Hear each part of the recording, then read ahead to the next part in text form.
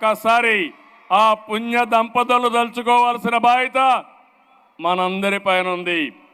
మంచి మనసుండే మనుషులు మన దగ్గర లేకపోయినా వాళ్ళ ఆశయాలు మన దగ్గర ఉన్నాయి, వాళ్ళ సంకల్పం మన దగ్గర ఉంది.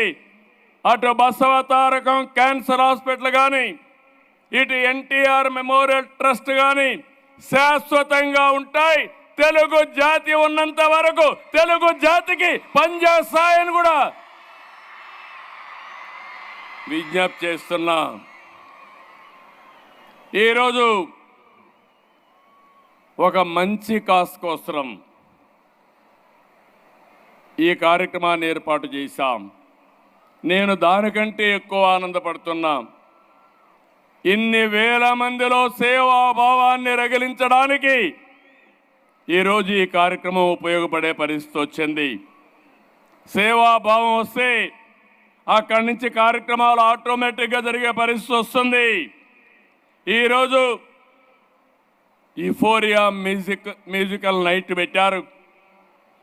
ఎగ్జాక్ట్గా 28 సంవత్సరాలైంది. నాకు ఇప్పటికి కూడా జ్ఞాపకం, 11 సంవత్సరంలో స్వరవేద కార్యక్రమం ఆ రోజు గచ్చిబౌలిలో పెట్టాం. ఆ తర్వాత ఈ కార్యక్రమాన్ని రెండో కార్యక్రమం కింద ఈ కార్యక్రమాన్ని తీసుకున్నారు. ఆ రోజు ఈరోజు మీరు చూస్తే ఒక పక్కన శివమణి అప్పుడు వచ్చాడు, ఈరోజు కూడా వచ్చాడు. చాలా సంతోషం. ఈరోజు మీరు ఇక్కడ పనిచేసిన వాళ్ళు చూస్తే తమన్ గారిని మనస్ఫూర్తిగా అభినందిస్తున్నాను.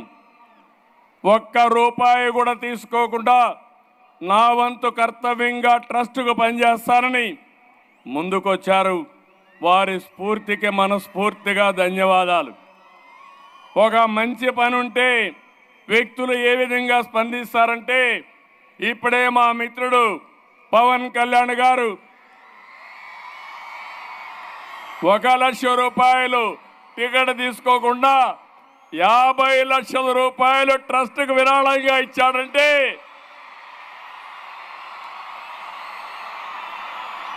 ఒక మంచికి తన వంతు బాధ్యతగా ముందుకొచ్చాడు. ఆయన్ను కూడా మనస్ఫూర్తిగా అభినందిస్తున్నా.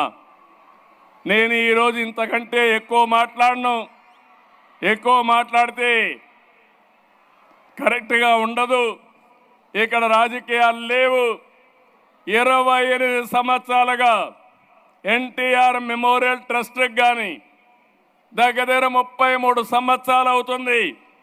హెరిటేజ్కి కానీ పెట్టాను, కానీ కంపెనీ స్థాపించాను, కానీ ఆ తర్వాత ఎక్కడ కూడా ఒక ఫేవర్ జరగకుండా మెరిట్ ప్రకారం మీరే ముందుకు పోవాలని చెప్పాను. మా కుటుంబ సభ్యులు ఆ పని చేసుకుంటున్నారు. దానికి సర్వత్రా చాలా ఆనందంగా ఉంది. ఒక మిస్యూజ్ లేకుండా సమర్థవంతంగా అటు కంపెనీని ఇటు ట్రస్ట్ నడిపిస్తున్నారు.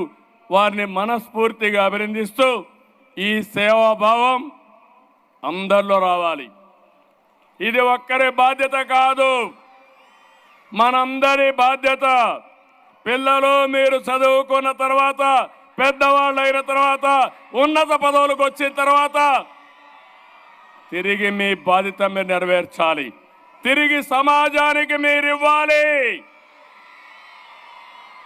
ఇక్కడుండే పెద్దవాళ్ళందరినీ కోరుతున్నా, సమాజం వల్ల మనం పైకి వచ్చాం.